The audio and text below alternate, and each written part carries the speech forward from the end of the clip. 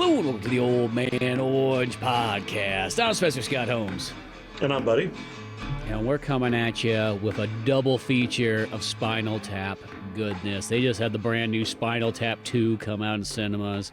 And we thought we were going to have to go make a trek to go find this movie. It felt like it was going to be one of these ones that was only going to play in like select cinemas and all that kind of stuff. And then lo and behold, like on day of, it's like, oh, here it is, wide release. How about that? You know, don't travel anywhere. You can stay at home and see this.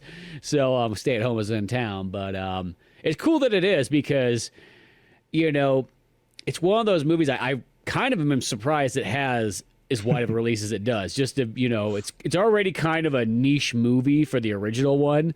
Like, it's one of those ones, like, you got to be into hard rock, heavy metal, rock and roll, you know, playing an instrument or something like that to kind of fully appreciate that film. Like, I don't feel like it's got, like, a broad audience spectrum and so on like that. And then the fact it's 40 years later, here's all these old guys. Because we were making the comments, we're like, what would happen if just some random kids walked in and there's just these, like, three old guys sitting around playing guitar and cracking British jokes? You'd be like, oh, what do we just walk into? You know? Yeah, it's one of those ones, man, where I loved it. I thought it was great. It was perfect for what I was hoping it would be. But yeah, I mean, it's not going to appeal to the mass audience. I can't imagine there's a ton of fans that are, you know, still alive anyways for the original movie anyways, let alone for it to have a big release, but I'm grateful they were.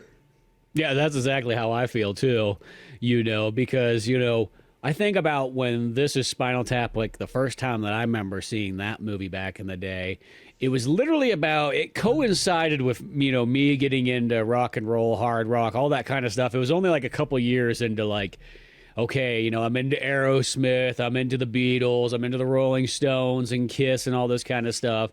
And then I want to say it was my buddy Josh, who I do some episodes with on the Old Man Orange podcast, his brother Mike, who showed us a lot of movies. That's what I remember. He was just the guy. He was this Marine guy that was about 10 years older than us, and he would always just like bust in, and then he would like slam a VHS down and be like, you guys are watching this tonight. And you didn't question it. You just put it on and went with it. And I want to say Spinal Tap actually might have been one of those ones, you know, and it might have been right when that DVD came out initially, if I'm not mistaken. But it could have been a perfect time for myself watching it then, you know, probably give or take 12 or 13, just got into playing guitar and bass and all that kind of stuff, really into rock and roll. And then you're watching This Is Spinal Tap.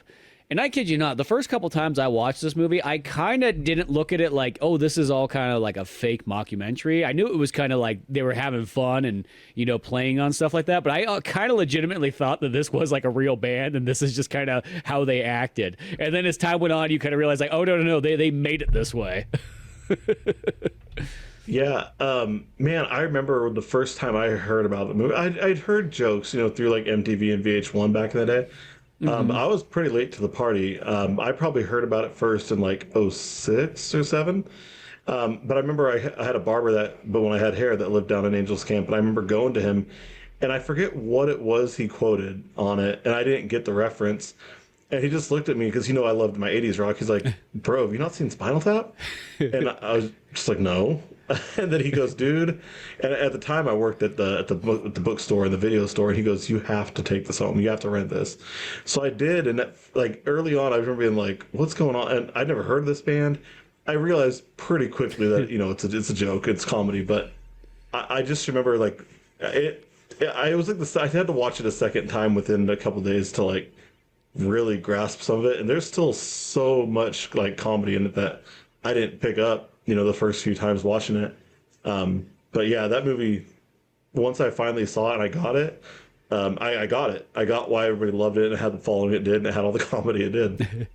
Yeah, well, that's true. It's like, you know, because we just went back and rewatched it again, and sadly, I probably actually hadn't seen it in like, feels like, at least over 10 years. But I hate to sort of say it, that's how so many movies are anymore. I keep coming across like old classics that you used to watch all the time. You're like, boy, it's been over a decade since I've seen this movie, and so on. So throwing it on again is like, man, it's so fresh and everything like that. And like, you remember all the great parts and all the scenes. And all three of the main characters are awesome, including Rob Reiner, who plays the director in it and so on, who actually directs it, you know. And even just the tunes themselves, they're so good. Like that's the thing I think it makes it like why Spinal Tap's really good is, and I think that's the perfect way you're supposed to make comedy. As I've always kind of said, when it comes to comedy music, it should be that if you're listening to it in another language, you'd be like, man, that's a good tune right there. You know, if something gets lost and you're just doing it for jokes and then like it doesn't translate like that, you're missing something. And I think when I think of all like the great kind of comedy music acts, because that's one of my favorite kind of genres, whether it be Steel Panther, who pretty much Spinal Tap's like the proto Steel Panther. So I feel like anybody nowadays who's listening to Steel Panther, it's like if you didn't see Spinal Tap, it's like you got to see where that all kind of comes from. But you know, all that comedy stuff with like Wheeler Walker Jr., Weird Al, you know, Ninja Sex Party and Starbomb and all that kind of stuff. I love that genre of where it's like they are really good songs, but then to top it off, they're funny lyrics at the same time. Yeah, and you know, I definitely remember watching it when I did, and the catching, and I realized so quickly, like I've heard so many references to that movie without realizing what it was or where it came from. And you know, a perfect example is Chris Jericho. I watched wrestling, you know, forever. So I remember there's a scene when he was feuding with Goldberg, and he was, you know, mocking Goldberg's entrance and trying to find his way to the ring, and he got lost and wound up backstage. And if I remember right, the match just didn't, or you know, he got lost. Like he actually took a door, went outside, and got locked out. And the match never started because he was outside of the building. And that was directly from there. And I knew that every time I'd hear him be like, "Hello, Cleveland," and he later on in a podcast said that he got that from Spinal Tap, from that scene. And that scene, man, I know there's so many scenes in there that you can think back to and be like, oh, that's the funniest scene or that's the best one. But to me, like, that's one of my top two favorite scenes in that movie is when they're trying to find their way to the stage and they get lost. And I love when the security guard gives them directions. And it is like complex directions that, like, when I heard it, I remember listening to it and being like, well, that makes no sense. And then when they turn around and go right back to the same security guard, it goes, you must have missed a turn. That makes me laugh still so much. And I was watching that while we were at work. Like, we were just really slow. And I was sitting there watching at work, just dying laughing with my earbud in. And nobody has a clue what's going on. They're like, what are you watching? No, you wouldn't get it. Just you wouldn't understand. Yeah, exactly. Well, it's like that's in itself is very true though, like because sometimes like backstage at some of those places and so on like that, it's amazing how much of a catacomb they can kind of become, you know. So the idea of getting lost, it's like it's not just like, oh, that's just like, how is that supposed to happen to anybody? You'd be like, well, you'd be surprised at like all the things you can do. And I just even love the Chris Jericho one where he just locks himself out, you know, which wouldn't be hard to do. You walk out at one door, it's just close behind you, that's it. Yeah. Yeah, that, and you know, and just in watching it, like I love like early when they first show them on stage, they're singing "Tonight We're Gonna Rock You Tonight" or "Tonight I'm Gonna Rock You Tonight," and watching that, like you mentioned, it sounds like it could be like a legit song, and I love too, like just it's a small thing, but I don't even think it's meant to be funny. But I love when he says, "We're Spinal Tap from the UK. You must be the USA." I don't know why, but I that always makes me smile. Just I don't know. I can't explain it, but like I think because I've watched the movie so much at this time that like such a, like just a welcome intro like lyric. I dig that. I don't know why. No, I love that one too. The other thing that was really interesting too, and just kind of watching it again, is you know, in my mind it's like, okay, it's an '80s movie and so on like that, and the movie comes out in '84. But you kind of forget that, like, oh, well, this is shot in '82, so that's when it's taking place and everything like that. So it makes it like it's weird that it's like it's so proto, actually, kind of like in like the glory early days of kind of metal. You know what I mean? Like it's not like it's been around for a while. It's like, but at this point, it's like, you know, this is when, I mean, Black Sabbath is kind of on their turnover to like Dio and all that kind of stuff, but this is, you know, Judas Priest and Def Leppard, you know, and all these other bands are just kind of like in the very infancy and stuff like that. It's kind of going from like the hard rock bands turning into like this kind of heavy metal and stuff, still proto hair metal. So we haven't even got to that point yet. You know, Motley Crue's only on like their first album, same of Rat, you know, so they're like in their infancy. It's interesting how the time it's picked, but it's like almost so perfect that like they're able to capture so many things in this movie, like almost like proto before some of the stuff even happens. Like even some of the things that kind of happen to real bands that are very Spinal Tap moments, literally like almost foreshow like from this movie. Like they even said that when this movie came out, like right beforehand, apparently Black Sabbath did do a Stonehenge type thing, and literally a small Stonehenge came out with little people jumping around and so on like that. And then they thought the Spinal Tap copied them, and they're like, dude, we shot this 2 years ago. And and the Stonehenge is so funny. That's obviously such a memorable moment of that movie. I forgot how dramatic the post-show scene is of that movie. Like right after they just conduct that and they watch the Stonehenge get lowered down, they're all pissed off, and then afterwards, like they're just like livid backstage. And David's rant about, he's just like, I think the show would have been a lot better if the Stonehenge wasn't in jeopardy of being crushed by the dwarves. But just their banter about the Stonehenge, man, it makes me laugh so much. And you brought up a few things that I didn't know about it, like from some of their other shows as the years went by. I think you said like there was one of the ones where Stonehenge was too big that they couldn't put it on stage, so it sat in the back. And I love that, man. I love that just continued to be like Stonehenge was like a mock like the whole time through. I love it. Yeah, I think what they did is they had it like where it was on camera behind them on the screens, and it had the roadies trying to fit it through the door, and they couldn't get it through. And I think they said one of them too was they had it where it was delivered by like a UPS guy or whatnot, so he just pulls out like I don't know if it was like a flat one or something like that, but here's your Stonehenge, And then granted, they found a great way to take Stonehenge and really almost like top it like in this new movie in Spinal Tap 2. Because to top it off, it's like, okay, they're going to play Stonehenge again and everything like that, and they're now old and everything like that. But guess who they got going with them? It's almost kind of a spoiler, I almost will say, because it is pretty big. But they got Elton John playing Stonehenge with them.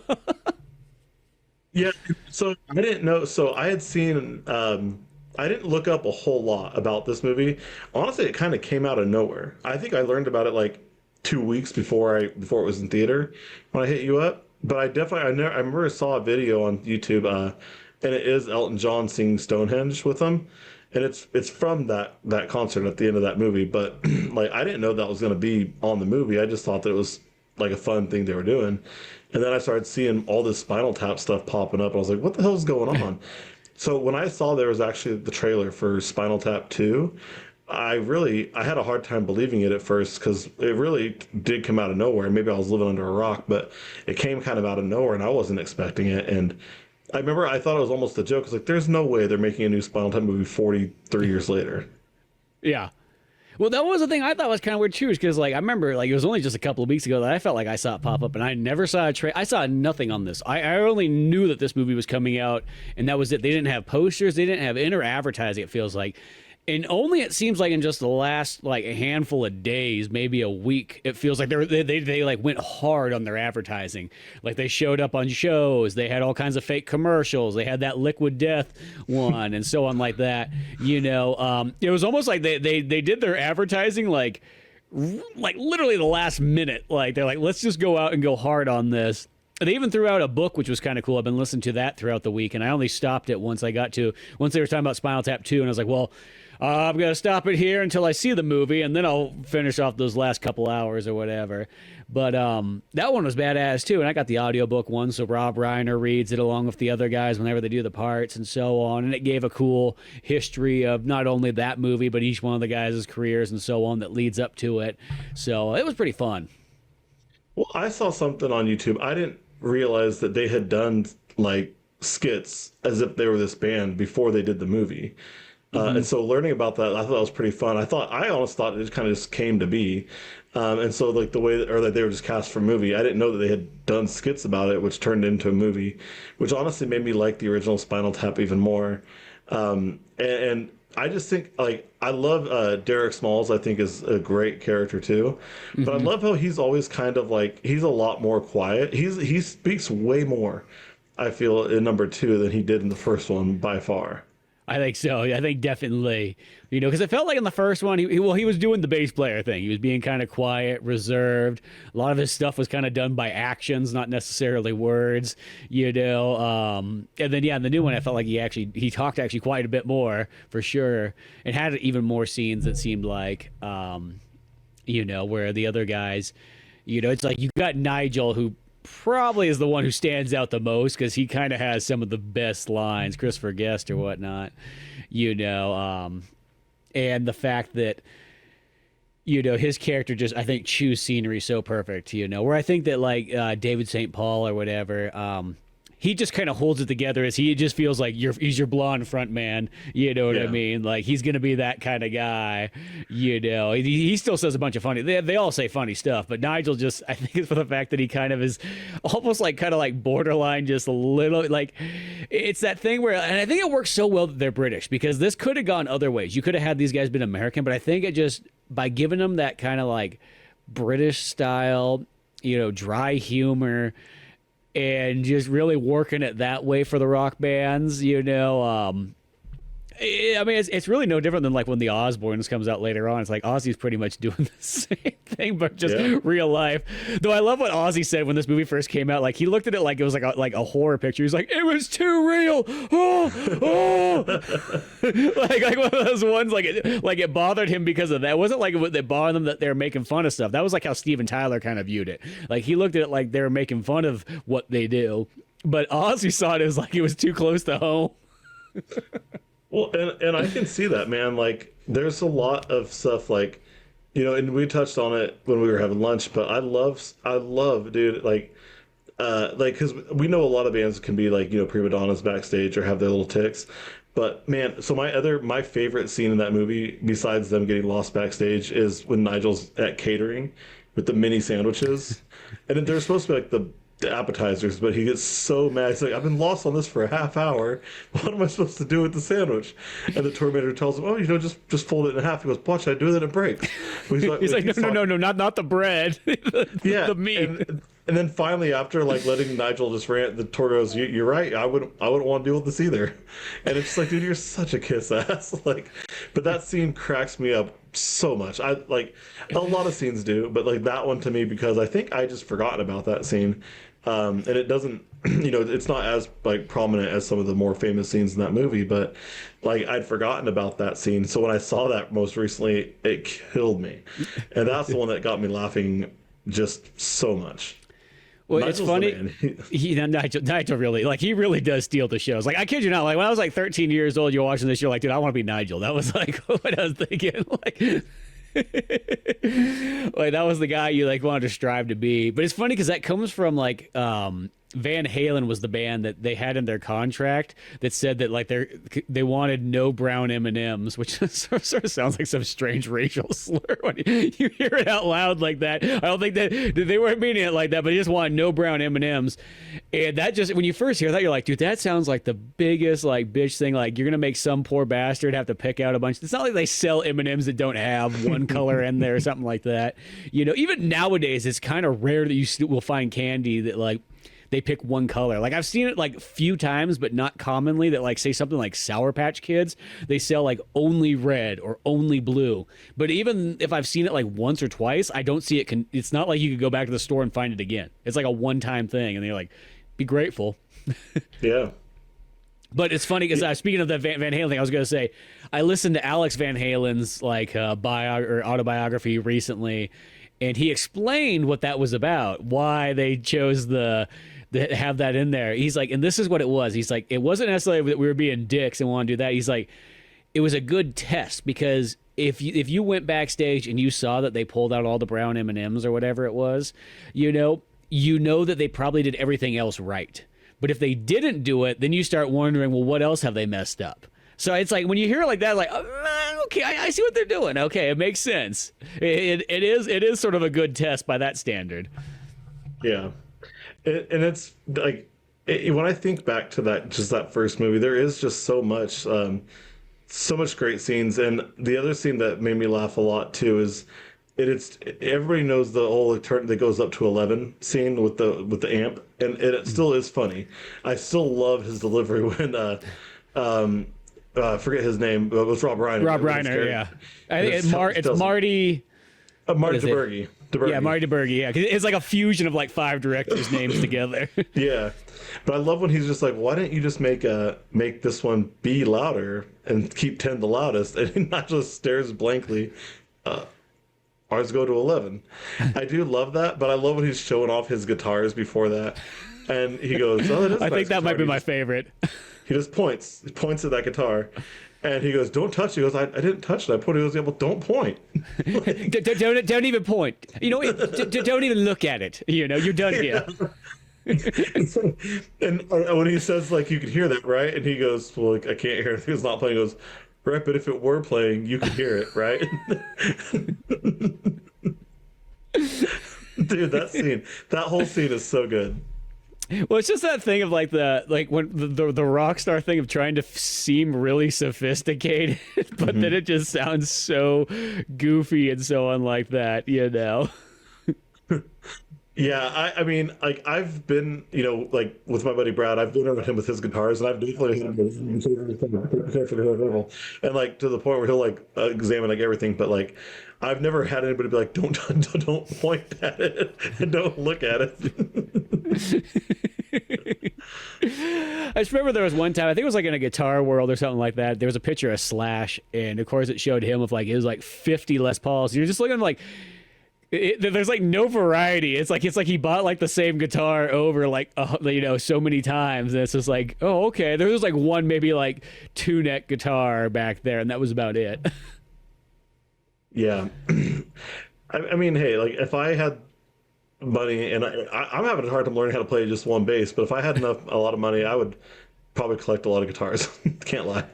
Yeah, I gotta see where it was. I've always felt for me, it's like when I found like a really good instrument, I felt like, okay, I don't really need another one. That was all it is. As long as I have a really good one, I'm good to go. Like I like my Ibanez bass that I have, like with the 5 strings. I feel like it's as dialed in as can be, and then it's even like my Ibanez guitar. It's like I found those like perfect. The only thing I've always kind of wanted is I still have always wanted a V guitar. There's like that's the one thing. I feel like that's what I've been missing out on my whole life.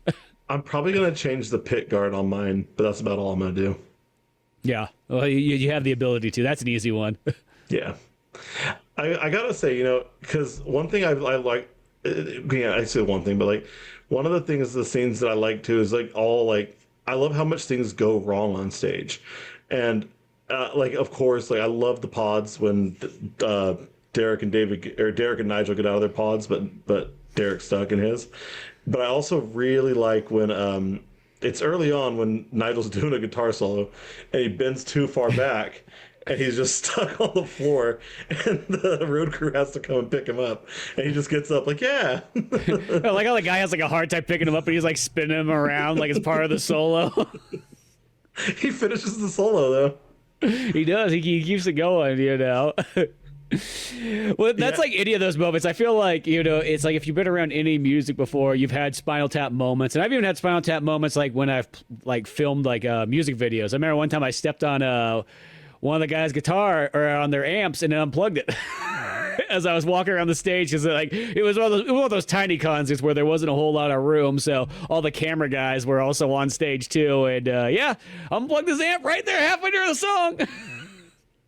Yeah. Yeah, it reminded me of a scene. There's, I never saw it, of course, but like there, a lot of people talked about it where Slash, when he would smoke his cigarettes on stage, like I guess one of the cigarettes fell and it fell into his pants, and he finished the guitar solo, and then immediately like had to run and get it out of his pants, but not fun. Yeah, I bet you he stopped doing that. Yeah, I think so. Yeah, you know what, the cigarettes have they have another place they need to go. Yeah. But yeah, it's one of those ones of all those just moments and so on like that. And the fact that they took the idea of like, because I think in the 70s is when you started to get a lot of those rockumentaries that were coming out. Of course, it'd be like the Beatles' Let It Be one. There's that Martin Scorsese one about the Rolling Stones and everything. I guess you probably even throw things in there like Woodstock and all that stuff. Where you just didn't have that necessarily beforehand. You didn't have that behind the scenes look and so on. And I think it's funny. He's like, I think it was in the book it was talking about. Rob Ryder said, he's like, oh, I wanted to have the right look for to give that rockumentary feel.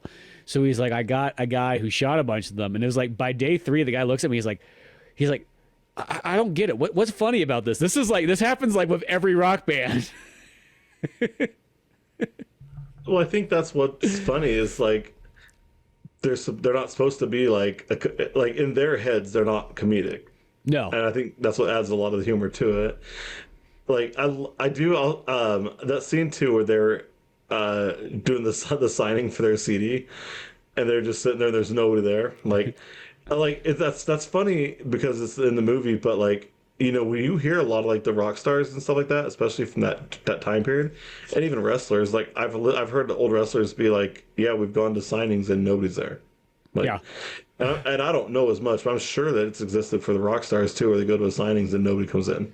Exactly. Well, I just feel like I've seen it at Comic-Cons. It's like, I know I've told you this one before, but like I remember seeing there was the Green Ranger and the Blue Ranger, and they were right next to each other and the Green Ranger's line was literally as far as it could possibly go. It was probably going outside of his queue. And right next door was Billy, the Blue Ranger, not a single soul in his line. Yeah, And it was one of those ones I thought, like, maybe I should go up and talk to him or that. But that was the point where I was kind of like, felt like I was a little bit jaded and burnt out from the fact that everybody wanted $30 plus to go see him. Like, he ain't worth $30. oh yeah, and like there's a lot of pictures from like there's some of the other conventions. Like there's Virgil. There's a lot of pictures of Virgil sitting in a booth and nobody there. But I remember, man, Didn't somebody dedicate an entire website called like Sad Virgil or something like that? Lonely Virgil. I've only been to one like Comic Con. I've been to a lot of wrestling conventions, but I remember going to a Comic Con in Stockton, and I went there. I literally only went there to go meet Kevin Nash and Sting, and then I left. I didn't look at any exhibits or nothing. I just met Kevin Nash and Sting and got out of there. But I remember we were in line for. We'd already met Sting, and his line was the long.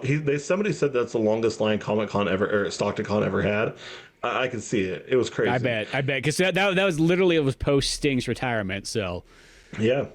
So I finished his line, then I went to Kevin Nash's line, and while I'm in Nash's line, there's some lady who, I don't know who because I never saw the show, but she was from The Mandalorian, and I heard her make a comment to, like, her agent, I'm guessing, like, who is this person? Like, I don't even get it. They're here for some wrestler. And I was like, ma'am, it's Kevin Nash. I didn't say this, of course, but in my head, I was like, now I'm never going to watch The Mandalorian out of spite to you not know who Kevin Nash is. It was worth it. You're not getting that one view. Yeah, exactly. There you go. Yeah, it's done.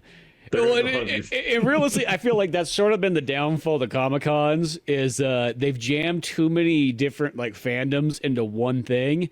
And I hate to sort of say it, like a lot of people are mostly only into like one or two things. They're not into all that stuff. So where that lady should be at like a television convention or a sci-fi convention, that's where it would be perfect for her. But now at a Comic-Con, it's like, she's like 10% of maybe the entire grouping of everything in there. She's got to deal with wrestlers and anime and, video games and all that kind of stuff. And a lot of times the stuff that comes totally last is like movies and comics being dead last.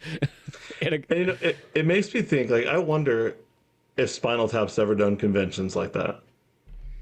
I bet you by this point, because it's like one of those ones like, it would have been cool. I kind of bummed out because I know they did a bunch of stuff in the 2000s where they did live shows. I mean, it was like they toured or anything like that, but I think there was sometimes they would just hit certain areas and you could see Spinal Tap live, and they probably did have some like kind of like meet and greets and all kinds of stuff. I mean, granted, probably as a kid wouldn't have had as much money, at that time period, but that would have been so cool to kind of see it because you don't really think about it, but it's like, God, these guys now are, pushing close to 80 years old because they are kind of older than a lot of other like rock stars. Yeah. It's like already in the movie, it's like it's 82 once again, and I think these guys are all like in their early 30s, because they're pretty much doing the thing where they're like the older guys, almost like an Alice Cooper or Lemmy or any of those ones, not like the young bucks that would be like Def Leppard and like Judas Priest and so on like that. Well, it touches on it too when Nigel's really excited and he calls David in because they're on TV for something. They're showing an old music video on the radio. And that was Spinal Tap, currently residing in the "Where Are They Now" category. Because it just kind of hits him there. Just his expression, because he doesn't say anything. David's face just kind of goes from being real happy and nostalgic to being straight faced and so on. And it's that one that like, when you get kind of to like the sequel and so on like that, it's like you don't really realize how old these guys are until we kind of see them there. It's just like, oh, these guys are old. I mean, there's a cameo by Paul McCartney, and Paul McCartney looks younger than them. Yeah. It's like, well, Paul McCartney looks oddly like if you were standing behind him in line, he looks like he's like a 22-year-old college student. Yeah, he's definitely got that vibe. Like he's still trying to be young and hip a little bit. Yeah, like because I was like, if you weren't looking at his face and you just saw his hair and you saw like the clothes because he's wearing like Converse and like it's just he literally looked like he was going to school. One thing that's kind of funny is so like as we're getting into talking about the sequel now, I mentioned it to one of the guys at work that I was like, oh yeah, me and buddy are gonna go see the movie. And what are you guys gonna go see? And I said, oh, we're gonna see the new Spinal Tap. And I said, well, I'm surprised you're not going too. I'm sure you're a huge fan, right? And I knew this kid had no idea what it was, but at the little table next to us, one of my coworkers helping out a customer, older guy, and he just goes, bro, you don't know who Spinal Tap is? And I was like, okay, cool. I wish I was helping that guy out. But but he was like, there's a new movie? And I was like, oh yeah, comes out tonight. Yep. And I could see that he got excited, and I thought that was pretty cool. I really was excited, man. I have a DVD set from 2009, I think it was. And it was called Back from the Dead. They wrote 2 new songs for it. But that's the one I don't know if I showed you, but it has like a cut. I should have brought it in for a display piece for this. Yeah, but it has a pretty sweet cutout of the 3 band members on little Stonehenges. And it's pretty sweet. But they have an interview on a DVD that came with that CD where they talk about each song that's on their records. And it's so funny, like listening to them, like just talk about things like I love when they're talking about every song one by one, but they're talking about Tonight, I'm Gonna Rock You Tonight. And he goes, well, yeah, we had to make sure they knew twice because, if you just know that you're going to be rocked tonight, it's good, but it's not enough. You need to know tonight, I'm getting rocked tonight. And it's the best opener song. And honestly, that is a great opener song too. Yeah, it's fantastic, And even speaking of, I'll say this is when that DVD for This Is Spinal Tap came out. I remember that was also once again right when like special features were kind of there.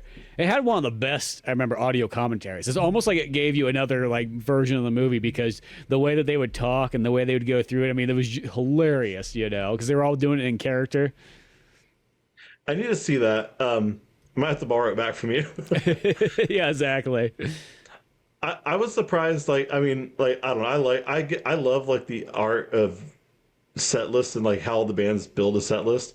And that's one thing I've been asking. I've learned a lot about from meeting Brad, but like watching that, I was in my head. I was like, I'm surprised it opened up with Hellhole when they finally played that concert, but. I thought it was really great how the movie spent a little bit of time, not much. It was like the perfect amount. I thought to be like, hey, here's what they've been doing, but really quick, we're gonna wrap it up to current. What are they doing right now for this show? Because like a lot of the times when movies take a break like that and they want to catch you up, they spend way too much time on to catch you up. And I thought they spent just a perfect amount of time. And now I really want a shirt for Nigel's Guitars and Cheese. I know, exactly. No, I agree there too, because yeah, they get back together in like at least less than 20 minutes. You know what I mean? Like it just goes through real quickly what each person's doing. And Nigel has the cheese and guitar shop, which once again, he's just, chewing scenery there and so on like that. And then, what was it? It was, Derek Smalls had the glue, like the glue museum and so on like that. And then David was playing mariachi in Morro Bay, which I felt like, I was like, oh, shoot, right, there you go, just right down the road practically. Yeah. So it's like, I saw that, I was like, oh, there we go, But yeah, then they get back together and they're like, hey, we're just going to do this reunion concert and it's going to be in New Orleans and whatnot. So they got a lot of New Orleans theme type stuff going around and cool shots there. And then like for the majority of the middle of the movie, it is just kind of these guys sitting in a recording studio, just kind of going through their songs. Like there's almost, I feel like more music being played in this movie than even the first one had. I think there was for sure. I think there most definitely was. And they go through a lot of stuff, like not only the classic This Is Spinal Tap soundtrack, but even stuff from the second one too. The God, well, let me draw like this. What's the second one? The second album, Break Like the Wind. Yeah. Which I just gotta say this really quick. When that album came out, because that album came out in '92, which I always consider like the best era of a lot of times hair metal stuff is like that '89 to about '92, like. Whenever you find almost any of those bands' albums at that time period, they're mostly so killer. or you could even go a little bit back. You can be even like 88 to like 92. And a lot of times 92 sounds, some people kind of think in retrospect, it's like, oh, well, all the grunge rock big albums are out by that point, Soundgarden and Pearl Jam and Nirvana, all that stuff. Like, yes, they are, but there's still just amazing banger, like hair metal albums that keep coming out right at that time period. By 93, it's pretty much all done for. That's it, because 92, you're kind of late to the party. But one thing I've always thought is I don't know why Spinal Tap didn't make a second movie during that time period. Like literally when that album came out, I felt they should have done a second movie because there would have been so much material to work on. Because from Spinal Tap 1, let's just say from 82, as in when it shot, to 92, like if you would have made it like right there in 1990 or something like that, you have so much material from all the stuff that Motley Crue's done, from all the stuff that Bon Jovi and Def Leppard and Poison and all that. I mean, there's so many of those things there. And I think you could have played that card that, you use Spinal Tap like they're like the Whitesnake. Because what I always say about Whitesnake is Whitesnake always feels that's the 70s rock band that goes, hey, we can do this hair metal thing. I mean, go around Kiss and Alice Cooper and Aerosmith, they all do that too. But I feel Spinal Tap could have done that too. We're like, yeah, we could do this hair metal thing, you know what I mean? And just have them get really into it. What I was just thinking was just literally how great that would have been just in the height of metal. Because this is kind of also the other sad thing is that when you think about that, 1992, the second Spinal Tap album comes out. And metal will never, ever be as big as it was at that one moment right there.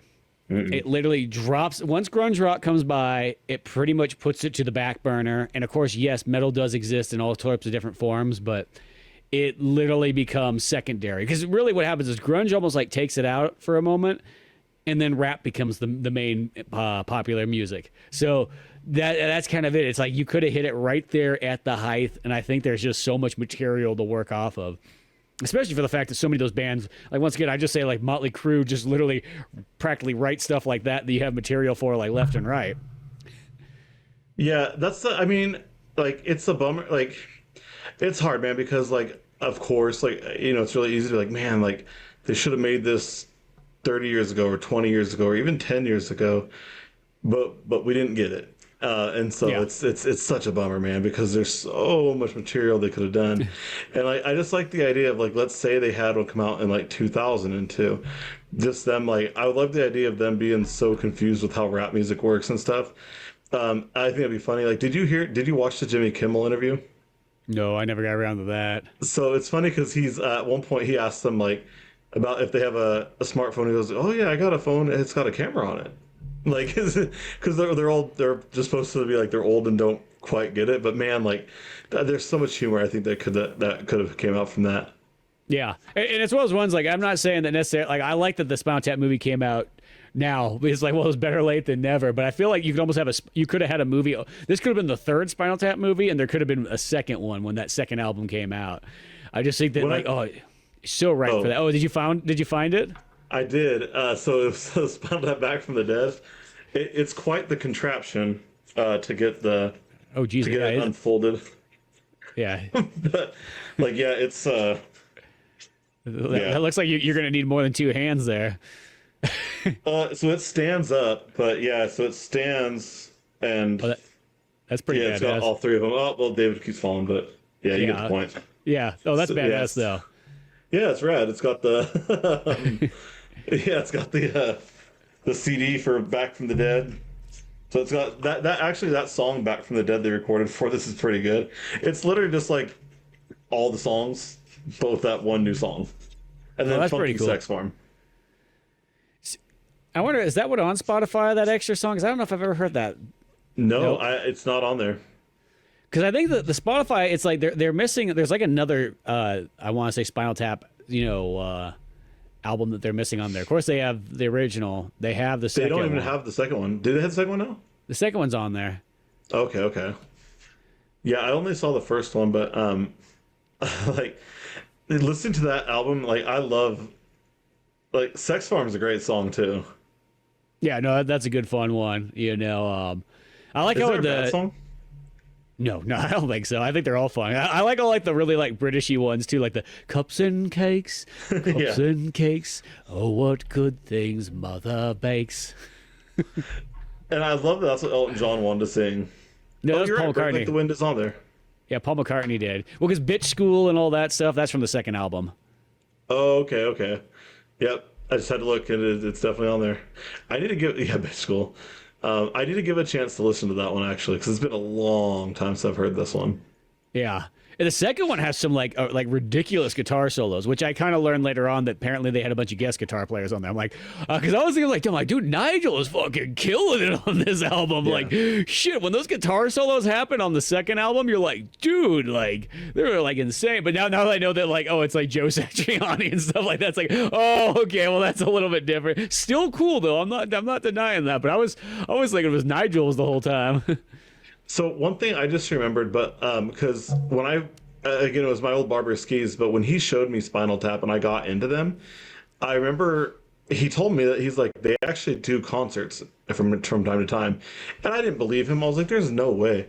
Well, sure enough, they did. But one of the concerts they did, I remember I looked it up around whatever time that was, and they had a one night only world tour. It was called. It was in England somewhere, but the poster said one night only world tour because one night is not enough but too much at the same time. See, I feel like with like a lot of those concerts did happen in England though. Like feels like the majority of them that's where you kind of had to be to see it. You know, England, sometimes New York, and so on like that. Like I don't feel like they ever did like tours. It felt like they played just hot spots here and there, and Yeah. that was about it. You know, I'm actually kind of almost even surprised that them and Steel Panther never did stuff together. I guess it's not too late. Yeah, it's not too late, you know. That's like the one too. Is like I will say is like even though I think it's really cool that Elton John and Paul McCartney are in there and so on like that, I was almost kind of expecting something like Steel Panther or something like that to show up in that movie. To tell you the truth. Well, I think that they were trying to like make them seem like they were like a massive star band, and that's Yeah. why like Elton John was a fan and Paul McCartney was a fan. So I think that's what they're going for. But I liked how they were like shocked that Paul McCartney and Elton John were there, and it's funny too. Like to me, like that was like a cool like full circle thing too, because on the first one, I remember I forget the guy's name. I think it was Duke, but they see some guy who's in a big band now, in '82 at least, and they see him and they're trying to talk with him, and the guy goes, "Oh man, I'd love to chat and hang out, or I'd love to stand around and chat and hang out." But we've got to sit in the lobby and wait for the limo. And it's just like, dude, what a dick move to say. And then a moment he walks away, they're like, yeah, fuck him. He's like wasted up and stuff. And it's just like, oh man, because that probably happens too. Like some of these old bands that are kind of on their way out, they see like the new thing, and they're like, oh my god, what's up, man? Yeah, you're killing it. The moment that guy walks away, what about us, bro? Like, Yeah, exactly. Just trying to hang out and everything like that. dude, I've seen that firsthand with wrestling, and it's wild. Like I was at an APW show, and I forget what wrestler it was, but it was definitely somebody who had been like in WWE and stuff. And then like they were all about like saying what's up to new people and stuff. And then when nobody was like around, they were like, yeah, I mean these young kids just don't get it though anymore. They're all working too fast. So they gotta slow down. They gotta do this. It's just like, dude, okay, like sure. Well, that's why you gotta be careful about when you start bitching about like the youth in a sense when you do that.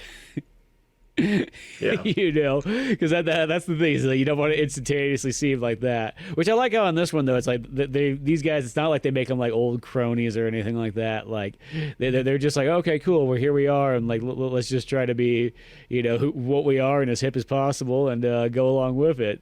And they even get themselves a brand new drummer, which they get this lady who's like just extremely ecstatic to be playing drums, And I like how they even go through a list of like they call up other people too, like they call up like what's his name for the Red Hot Chili Peppers? I don't remember his name, but Lars. Then you get Lars from Metallica, and all that stuff. I think it was just kind of funny them going through that kind of list.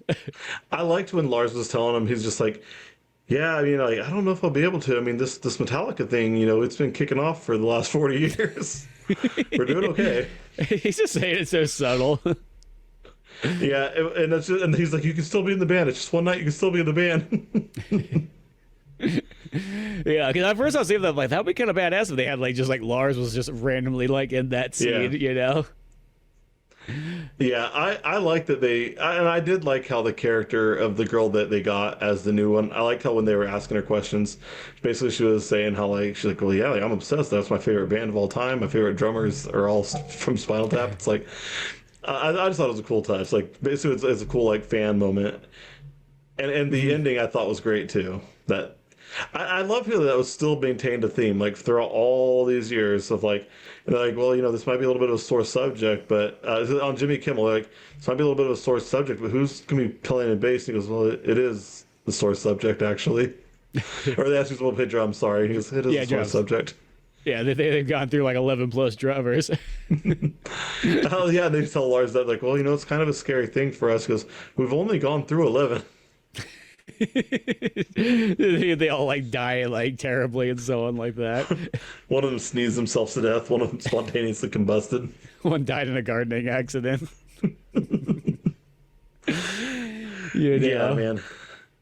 I loved how they kept it, like, because that was one of my nervousnesses was like, I think that they did a good job at like maintaining like the subtle, like the humor without it being like too over the top, because that was honestly one of my worries about this movie was, I was nervous that was going to be kind of like when they made Dumb and Dumber 2. I was worried that they were just going to go like over the top with like the slapsticky stuff, and like you have to have that medium, and honestly I thought they did it pretty spot on, because there was still a lot of like serious moments and some somber moments too, but I thought they did the comedy like a perfect amount. It wasn't too much at all. Exactly. Well, it's like I almost feel like this year there was like when Happy Gilmore 2 came out. And don't get me wrong, I enjoyed Happy Gilmore 2, but it was that thing I remember when I was watching it, it was like, wow, it really makes Happy Gilmore 1 feel like very grounded in reality compared to like, because they just had a handful of those just like, they just felt like kind of out of place jokes, like where like, I think it was when that golf cart like goes flying off the thing and blows up and stuff like that. It's just like, seems strange in a Happy Gilmore movie that this is what's going on, And once again, I still enjoyed it, but like there was just some of those things there that I felt, oh, okay, But this one I felt like, yeah, no, it plays it straight. It doesn't try to ham up too much or try to be too slapsticky. Because that's always the toughest thing is when you do a sequel is that most people's ones, they turn the comedy almost up to 11 when you don't want to do that. You want to keep it balanced. The comedy should never outweigh other stuff. It could be really funny, but like watch out that you don't start to get too cheesy almost in the process. Yeah, because there was still plenty of comedy. Like I thought it was really funny with the scenes where they showed them like exercising to get ready for the show. I thought that was great. Yeah, and I just thought they just had that really like dick manager guy who's like, he's like, I just have a disease where like I just can't even like I don't even know what happens when music's being played. I just don't even understand it or anything like that. But I'm in the business. Yeah, I actually thought that character wasn't like one of the biggest things I saw from people complaining about was that character. I get what they were going for. It wasn't too much. I didn't think it was just like he was a dickhead manager that doesn't. You could tell like he doesn't know that business, but was trying to get money essentially. Yeah, I felt like I called him out on it. Yeah, I felt like I saw what the joke was of that is the fact that there's so many of these kind of guys that are like out of their league on what they're doing, but they, somehow, some way, because there's money to be made, they've found a way in. Because you see that all the time with so many businesses that somebody who'll be in charge. It happens in movies and stuff all the time too. And the guy literally could probably care less about this, but he somehow, some way swindled his way in to get the job, and now for some reason he's running stuff that he shouldn't be. Mm-hmm. Yeah, I think you're spot on with it for sure.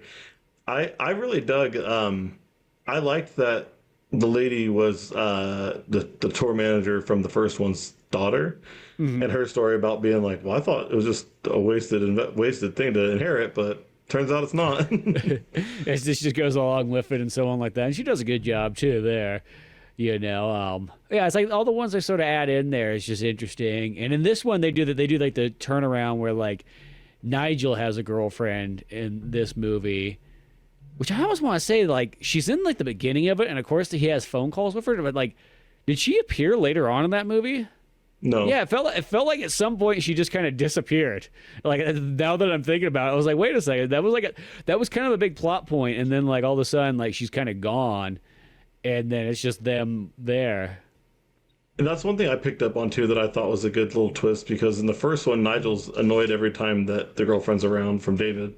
And then this one, he was annoyed that he was making the calls to the girlfriend. So that was a cool little touch. It's a very small thing, but like, man, like I also love the sweater that Derek's girlfriend gives him in the first one. And I get why, but I was like, man, that'd be cool to see him like wearing the sweater just as a random cameo. Yeah, that would be kind of funny because he gets that. And, like, it's like the one where they got like the Intellivision in the back. He's like, well, I was going to go back and check with the boy. They got a new game system back there. And he's like, oh, okay. Yeah. He's like, I'll just take this off, let you finish it. Yeah, he's like, it is a good sweater. I like the sweater, but I mean, I don't know if the boys will like it. He's just trying to be nice about this hand sewn the one she's got. And in hindsight too, like it's such an ugly sweater. Exactly, it's just like the definition of that, especially it's so anti-rock and roll. Yeah, that I was gonna say that's totally what it is. Now, there was a joke. Speaking of their attire, that I thought was funny because I like when they showed them like when they're doing dress rehearsal, and it shows them in everything. They're like, "Oh, I like this. I like this. I like this." She goes like, "Guys, that's all my mom's clothes. You can't wear that." Like. Like, oh, exactly. Because I think that's always like the joke is like a lot of those old like rock stars wore women's clothes, and so they're like, I like this one. Yeah, well, it's like Steven Tyler. Steven Tyler just always looks like somebody's old grandma. Yeah, that's just what he looks like. Yeah, he's always got the leopard print. So all that kind of stuff there, But yeah, no, it's like, I think overall, just like that second one, if you like Spinal Tap, I think it definitely hits all the right notes and everything like that, and just really got it down well. I will say, it's like, I can't imagine what that movie is like walking in if you never saw This Is Spinal Tap and you didn't care about, like, well, really, I'm just gonna say, if you just didn't see the first one, like, boy, that movie would be I don't even know what the reaction would be, to tell you the truth. I'm kind of curious almost. I think there'd be a few spots where you're like, oh, that's funny. But I don't see anybody like laughing the way we did at it. No, I feel like I feel someone would be so lost. That's all I feel. Like they'd be sitting there the whole time trying to put two and two together. What was really going on? What do you mean you don't get these references 43 years ago? Yeah, didn't you see they cut footage in of it just so, in case you forgot? I did like how at the very end too, when they showed him backstage and like they have like that giant cheese platter for Nigel. I thought that was a pretty cool touch. Yeah, exactly, and so on like that. And even I love even just like the total like finale when they play Stonehenge, because they do like a live concert, what it's all building up to, and they play Stonehenge, and this time they bring in a giant Stonehenge, and it looks legitimate, and it feels like this is, oh, here we go, here's the perfect one, and everything like that. But the drummer wanted to have her drum set a little bit closer to the band, because that was how they practiced and rehearsed. And so when the Stonehenge goes to land, it's just like on the edge, literally. It just falls over and falls on everybody. It takes them all out, including Elton John. And I love what Elton John's like, fuck Spinal Tap, and they show him in the hospital, and he's got like all the glitter and the decorations all over his cast. Yeah, I just thought that was kind of hilarious there too. And it was just the perfect way to like, how do you up the ante on the Stonehenge joke without it just seeming kind of old? Because sometimes that's always another downfall to like. A lot of times when people do a comedy too, it feels like they have to do the, hey, remember that joke? Remember that line? Yeah. Oh, that was a fun. And it's like, this one doesn't really do it like that. It's like, yeah, there's the Stonehenge thing there, but it goes in like an alternative route where it's like, oh, it's almost like a fresh new take on it. Yeah, I thought that was well done. And I was surprised. I liked when the credits are rolling, and I noticed that one of the dwarfs was Brad Williams. I love Brad Williams. He's one of the funniest comedians I've ever heard. So when I saw him as that, I was like, that's great. I couldn't see him when he's on stage because he had, well, he had a costume on. But I thought that was a cool thing. Yeah, but I just thought the whole thing was it was a cool experience, like something that you just don't expect you're going to get, and then when they do give it to you, you're like, oh, this is awesome. And they play some different renditions of like classic songs. It's almost like, you get like a double whammy of all kinds of different stuff there, and the fact that these guys are still going at it and they can all show up and keep it going. And I liked how there was a lot of stuff with Nigel not remembering, like the bickering between like when Nigel wasn't remembering certain things about the songs, and Derek too, like it being all like obsessive about it. I thought that was great because that has to exist. I know it does with Kiss. Paul Stanley, Gene Simmons always talk about it. So that has to exist with those old rock stars who are just like, oh, it's got to be this way. and they don't even want to listen. I love when Elton or was it Paul McCartney's like, "Can I give you some advice?" And Derek's like, "Oh yeah, I mean we'll consider it." He's like, "What does that mean?" And Derek goes, "It's a nice way to say we're not doing it." Yeah, so Paul McCartney comes and you're trying to turn down the advice. Right. Dude, Well, Paul McCartney's giving me advice like, yeah. Exactly. Well, I feel like that's probably exactly what it was when the Kiss reunion kind of happened in like the 2000s, and you have Ace sitting there. I bet you that was 100% like, Ace, that's not really how the song went. Yeah. I know it's been 15 years and a handful of beers in between, but Yeah, it's man. Even think about that. It's wild to think like Kiss's reunion was only 15 years after their breakup, and it felt like such an eternity. yeah, really did. It was like there was a huge time frame in that. The fact that's weird when you think about like they're only like in their 40s, but like when they get back together, it seems like Yeah, they were on top of the world there in that time period, man.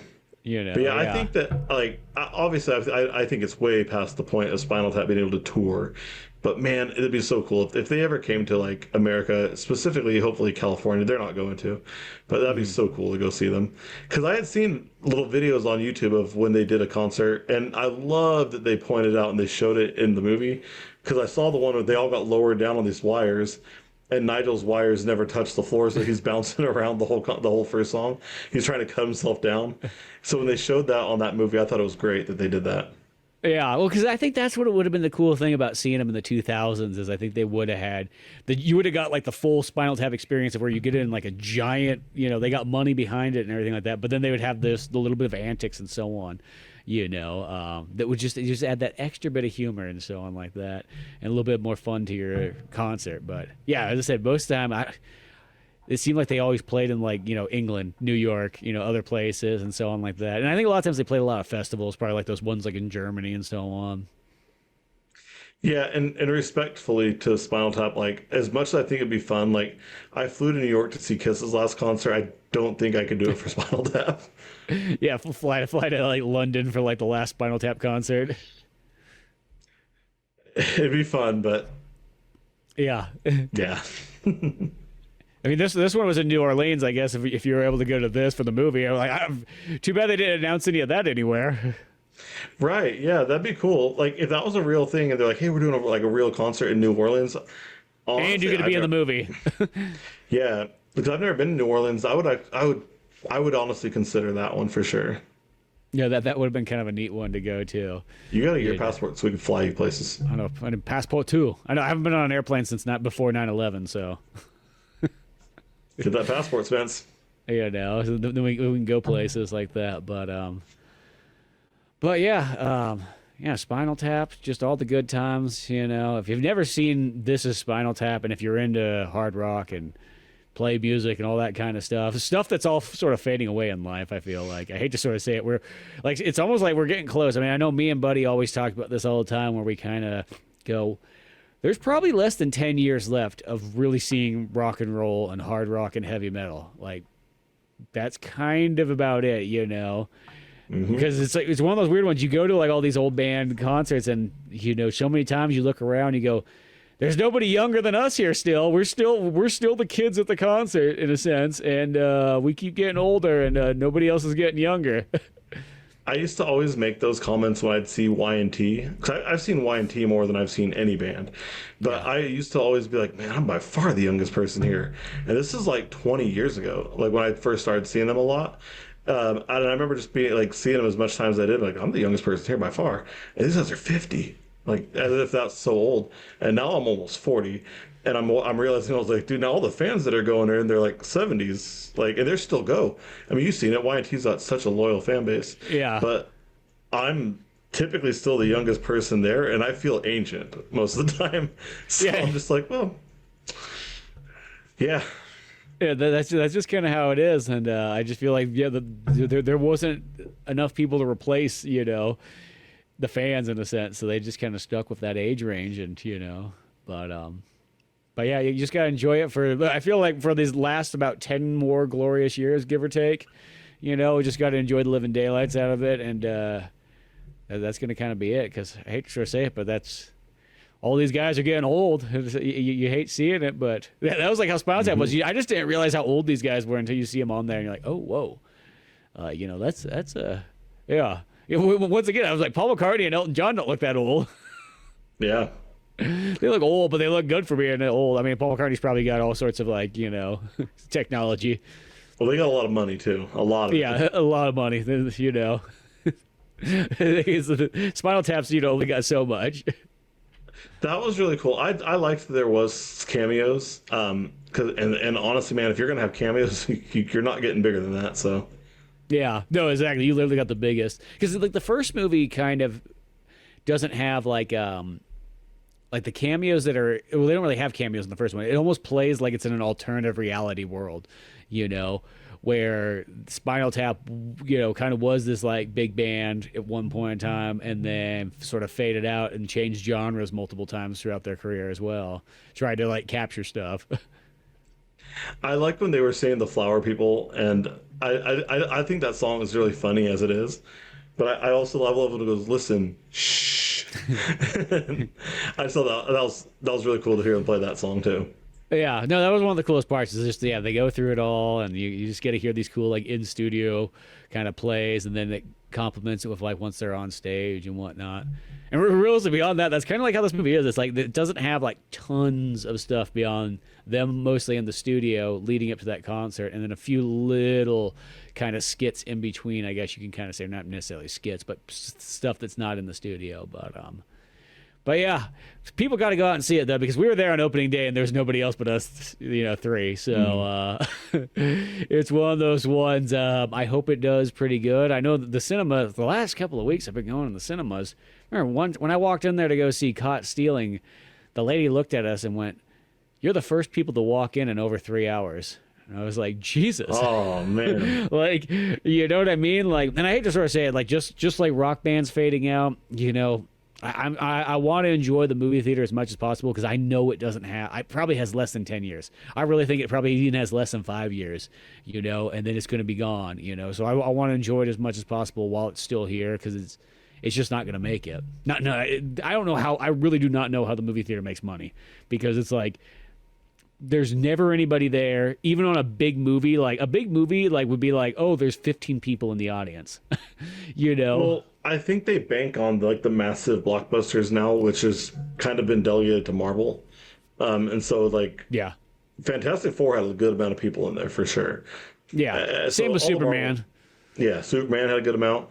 I think that's not enough to keep the theaters afloat. But you brought up a good point. Like when we were there, it's like the only reason they made money from the three of us being here is if you bought a popcorn. Yeah, spent $8 on that popcorn. That's all the money they made. They got to pay for staffing. They got to pay for to keep this place air conditioned. And when I think about it like that, it bums me out because I really like the movie theater a lot. In fact, I'm gonna try to go again this week to see The Long Walk. I think whatever it's called. Oh, the new Stephen King one. Yeah, so if you want to join, that'd be cool. But I try to go as much as I can. But I think the stuff like the Regal passes is almost like a. We saw it early with Movie Pass, but it's a I hate to say like a desperate play, but it really is a like, hey, like let's make this cheap for us and like please come. Yeah, kind of thing. And hopefully they'll buy some, consignment stuff. You'll get the, your drinks, you'll get your popcorn, you'll get all that kind of stuff. Yeah, it's one of those ones like, yeah, it's just it is kind of a bummer. But even still, I would say once again with that Fantastic Four and Superman, yeah, there's people in there, but comparatively, it's not like the olden days where like it used to be you'd have 3 cinemas and each one of them would be filled to the brim. Like I think pretty much the last major movie that was almost close to that was Endgame. And literally Endgame, it's in the title. Endgame. It's never going to be as big as this.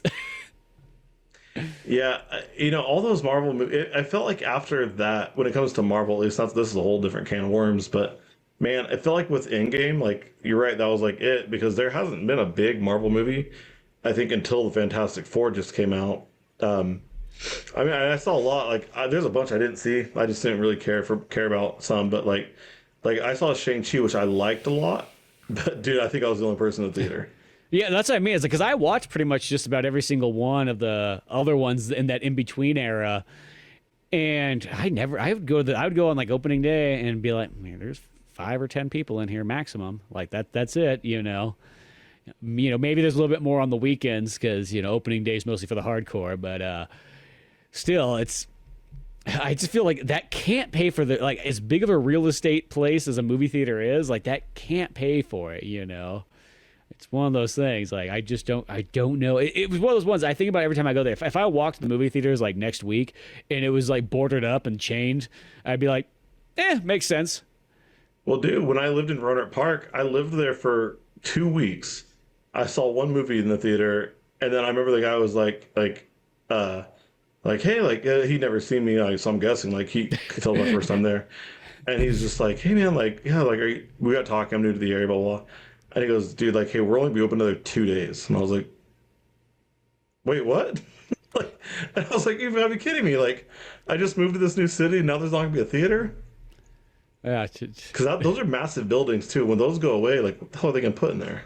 No, that's what I mean. It's like you can't fit. Well, perfect example is this is very, very local, but like in Sonora area where we're at, the Cinema 5 that's been closed since 2000 or whatever it was, that's still there. Nothing has been in it in 25 years, and it's still there. It's just vacant, I could just remember. I always forget that's even there still. Yeah. Oh, I love that theater. I had so many good memories of seeing movies in there and whatnot. I always try to think what the heck the last movie was. I can remember the first movie I saw in the new cinema.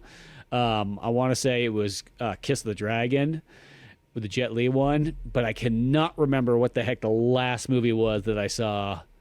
It might have been something like, I know this wasn't the total last one, but like End of Days, is I can remember that. I can remember. So it would have been something in like 99, 2000. I think the last movie I saw there was Jurassic Park, because sometime in the mid 90s we opened up a theater in Angels Camp. And I definitely remember the first movie I saw in Angels Camp, because when I was a kid, I loved this man. But we saw Fire Down Below with Steven Seagal. Yes. And I could not have been happier to see this movie. But I thought Steven Seagal was the biggest badass of all time when I was a kid. Now he's just a lot of humor. But dude, his first 5 or 6 year run though, from like 87 to like 95, like he's got some banger movies though. I don't care what anybody says, they're good. Dude, Hard to Kill is phenomenal. That's one of my favorite movies of his. Under Siege 1 and 2. I like Dark Territory a lot. Mm-hmm. Yeah, he's got a lot of really good. It's like he kind of starts to peter out. Like my buddy Josh brought this up. He's like, it's almost like he starts to peter out once Jackie Chan shows up in the U.S. movies. And it's just like nobody wants to see the Steven Seagal's martial arts. They want to see Jackie Chan's now. And I was like, I didn't think about him like that. Kind of makes sense. Oh, for sure. I'm still surprised he didn't appear in the Expendables, but I also think it's because he's a weird guy, and like. He's super unlikable as a person. Like he has that, like, to me, really unlikable trait that, like, whatever you talk about, he's way better at than anybody else on earth. Like Tom Segura even makes a joke about it, but like I loved when he was a cop in that show. I liked the idea of knowing that if I ever took a trip out there's a very real chance that if I was speeding, Steven Seagal would be the one giving me a ticket. But like there was I remember on that show, and Tom Segura made a comment about it when like he's pointing up to like a helicopter. And then he's like, yeah, I've been flying for however many years. But I didn't know this. He's actually a badass guitar player, too. Yeah, but I think he does have a lot of skills. I think that's, I think he's definitely one of those guys who just kind of does like, I'm the best martial artist there ever was. Nobody's as good as me. Like everybody wishes they were as cool as I was, which as handsome as I was. Like, I think he is that guy who just thinks he's the best thing ever, Well, and I think the reason he didn't do the Expendables movies though is because he got really out of shape, like very out of shape. Whereas like Arnold and Sylvester is still in good shape. Nobody was in as good a shape as Stallone still, but like I think that's kind of why he didn't want to do it. It's because he didn't want to like have his shape masked by that. Well, and then I noticed there's like a lot of like the guys who weren't in the Expendables, they ended up in Machete 1 and 2, kind of because he's the main bad guy in Machete 1. That's true. Because like so it's almost like that's that kind of absorbed, because there's a handful of other people too. Beyond Danny Trejo, there's I know in the second one there's Charlie Sheen and Mel Gibson, which of course Mel Gibson appears later on in Expendables 3. But I want to say there's a few other guys. I'm just drawing a blank right now, and Who the heck else? Jean-Claude Van Damme's the one, isn't he? He's in Expendables 2. Okay. He's the main. That's my favorite Expendables is number 2. But I just checked. They're on Peacock. I know what I'm watching tonight. Yeah. Those movies are so good. I love all of them. Well, the fourth ones, I will say, the fourth ones, if you go into it as if it's just a Jason Statham movie, it's not bad. But if you're expecting Expendables, you're going to be sorely disappointed. I'll admit I've never seen the fourth one, so maybe that's what we should make our next podcast is Expendables. I mean, I would be down. I'm always down for watching Expendables. As I said, the fourth one is I haven't seen it since cinema, but still worth watching. Just it's a Jason Statham movie that happens. It's like almost like it should have been just a spin-off Expendables movie that was just Jason Statham's character. That would have been probably make more sense. I still hope they make one more Rambo movie. Yeah, I'm kind of wondering now because Stallone's pretty darn up there, you know. They're not making a Rambo movie, but I just like the idea if they called it like the very last drop of blood and like so I worked with this old guy Peter and we were talking about how like we're like what would they do, and so he's an old guy and he goes, well, I think what they should do is just have him, he's in the hospital, he's on the brink of death, and then more Mexican cartel come to kill him. And then he somehow finds a way to battle back from the deathbed and kill them all, and the hospital explodes in the end. I was like, well, I don't think it's gonna happen. It'd be funny. Yeah, it would still be fun, you know. But yeah, I know. I'm wondering what Stallone's gonna kind of do next and so on. He's still out there making stuff, you know. So. Tulsa King. Yeah, he has that one. It's good. not bad. He's good. Some of the other characters in the show are a little bit dumb, but he's good, of course. Yeah. It kind of reminds me the same way that like Arnold Schwarzenegger's like Fubar was. It's like, well, Arnold's good. I don't know about some of the other characters, but Yeah, I liked Tulsa King a lot. Honestly, and this talk is like weird because like I know it's a Spinal Tap conversation, but like between Spinal Tap, the Expendables, Stallone, all that, like I think like it's one of those things. We're always humans are always going to have an affinity for what we liked in our childhood. And I think that's just it. Like, we always love nostalgia. And ultimately, that's what I think this all kind of boils down to is it's all nostalgia. That's why we like Spinal Tap so much. That's why, like, if he was still alive, I'd still mark out if Hulk Hogan came out. Like, I'd still freak out if I see Stallone. Like, I need to meet Stallone, like, so badly. Like, he's the only celebrity that, like, movie star that I'm just like, I would love to meet this guy and get a picture with him. Yeah, exactly. There's very few out there like that. And plus, we're getting to that point where it's just like some of these guys, it's like Clint Eastwood. You kind of always forget. It's like, oh, Clint Eastwood's still alive. That's like He's 100. I know, the first action hero pretty much. And he's still, I mean, there's more action heroes before him, but you know what I mean? Like, he is kind of like, as far as like you go, he's the oldest living action hero now, because Steve McQueen didn't make it that far. John Wayne didn't make it that far. John Wayne got nuclear radiation cancer, but, Yeah, dude, I need to watch an old John Wayne movie, actually. I haven't seen one in a long time. Dude, John Wayne has some great fucking movies. I think people kind of forget how good John Wayne movies are. Phenomenal. Yeah, like it's one of those ones, because when we kind of grew up, it was that period where people kind of were like, oh man, John Wayne's not that good, and then you get like some old person like, oh, that's pretty good. Like, it's like, oh yeah, you're just old fogey westerns. And it's like, dude, you go back and watch those John Wayne movies, and you're like, dude, they're really good. Like, dude. The Searchers, True Grit, like, dude, come on. And his fan base loved him. So, like, and I don't know, my grandpa's been dead for a long time, but I remember, I don't know what, I think it was the Cowboys, but like, he dies in that movie. It's like somebody kills him, right? But I remember when I was a little kid, we saw that actor in something different, and he was just like, man, I can't stand this guy. I hate this guy. And I didn't get it, but I remember my dad asking him, like, why? And he goes, he killed the Duke. It's like you realize, like, it's a movie, but he genuinely had that. To me, at least, it felt genuine that he like had this hatred of a character that killed John Wayne in the movie. Yeah. But dude, and John Wayne fans are wild because there was a napkin that he had used somewhat recently sold for like $3,000. Yeah, exactly. It's just like that's it. I do have a feeling that most of those John Wayne fans are starting to, disappear, though. Yeah. Yeah, I can't imagine there's a whole lot of them out there. Well, because I remember, like, being a kid, you'd go to, like, if there was, like, a novelty shop of some kind, it would be filled to the brim with, like, John Wayne and Marilyn Monroe, like, all that kind of stuff, Elvis.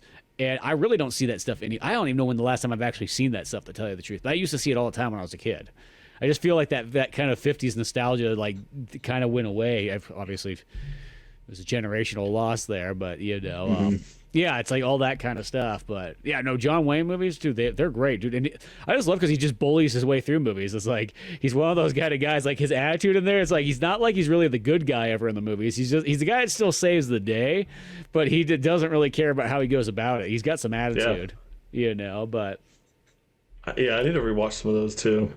yeah, they're always good. Like I mean, he's got a lot of movies, so you got to probably filter through a little bit, just like anybody. But yeah, once again, but yeah, we are getting that point where I hate to say, just like our rock stars and everything like that, all our big actors only have so many more years. It's kind of a weird point, but it's like there's like this turning thing where it's just like, it's just gonna be in 10 years or so. I don't even know anymore, unless they can turn them into cyborgs or something like that and keep them alive. And somehow Keith Richards is gonna outlive everybody still. Yeah, well, it goes to show that as long as you do more drugs than everybody else, you can actually live longer. It's like Ozzy Osbourne when you really think about in fact, the guy did probably so much more drugs than mostly all the guys he outlasted. Like, that's what I always think about. Well, Ric Flair was joking about it after Hulk Hogan died. He said, I think Hogan spent more time in the gym, probably ate healthier. I drank every day and then party did this. I'm still alive. It's like... Ooh. It's kind of true. It's kind of true. Like when you're Ric Flair and you still drink like 25 like vodka and cranberries, like, and it's not a big deal, it's just somehow, some way. But though Ric Flair always had one secret though. The key thing he always did though is no matter how much partying he did, he still always went to the gym the next day. Mm-hmm. And that's actually Ozzy Osbourne said the same thing too. You don't think of Ozzy Osbourne as like, the guy he's like, no matter how many drugs I did or anything like that, I still always went to the gym the next day. He was a cardio monster. Yeah, he would get in that Stairmaster and sweat all that toxins out and so on like that. So, it's small things like that make a huge difference. Yep. Yeah, I'm gonna start some more cardio tomorrow. Yeah, get some cardio. Yeah, you get that going, but yeah, well, wrapping it all up, go check out Spinal Tap 2. It's really good, as long as you like Spinal Tap 1. If you didn't see Spinal Tap 1, don't go see Tap 2. You might just be very confused. Or go anyway. Support your movie theater. Just go anyways and buy popcorn. Not the movie theater can stay in business for us. Yeah, buy some popcorn, buy some soda. You don't even have to have it if you don't like it. But don't even drink it. Just buy it. I was kind of bummed, though. This is my last comment I'm going to say, but I was kind of bummed that they didn't have like a specialty popcorn tin or a cup, because they've been doing it pretty good. That's like one thing that's been kind of nice in about the last year is that the majority of movies have had kind of cool novelty tie-in stuff, and it's totally expensive, but like I love the fact that it exists, because that went away for like 20 years. That was like a big, I feel like in like the late 80s or really 80s into 90s and early 2000s, you had the sweet movie tie-in, the fast food tie-ins. I love the living daylights out of those. You get them at 7-Eleven, Burger King, McDonald's, whatever the heck it was. You get the cool cups, you get all that stuff, and then it just went away. And then every once in a while, some places would kind of have them, but they were so like half-assed. It was like cheap, and like, oh, what is this? And then the movie theater kind of came back, and they came back with some pretty legitimate popcorn tins. That I've bought a couple of them, and I never know what I'm going to do with them afterwards, to tell you the truth. I have no idea what should go inside it, but they're pretty sweet anyways. But I was bummed that there wasn't a Spinal Tap one. If there was a Spinal Tap one, I think I would have bought one. I would have too. I didn't get the Annabelle one last week when I saw The Conjuring. And it was actually pretty cool. Like, I had the little Annabelle doll, like, holding the popcorn tin. Yeah. But I was just like, I have a Beetlejuice one and I have another one up there. And I'm just like, what am I going to do with these? I know. It's like I bought the Sonic one and the How I Trained Your Dragon one or whatever, like, and I think like one other one. And it's like, yeah, I've never found a use for them. Yeah. That's it. But I'd have bought a Spinal Tap one. Yeah, I would have bought a Spinal. I literally asked him, like, is there a Spinal Tap one here? That would have been pretty sweet, but too bad. Maybe there is somewhere else, not at Regal, sadly. But well, beyond all that fun stuff, you can always check out more Old Man Orange podcasts that also include The Silent Evil and Via VHS, all at YouTube, Spotify, even Amazon. I kind of forgot about Amazon, but they're up on there as well. I think that means they're probably on any of the other ones too, like Apple and all that good stuff. But till then, I'm Spencer Scott Holmes. Buddy. And we'll see you some other time.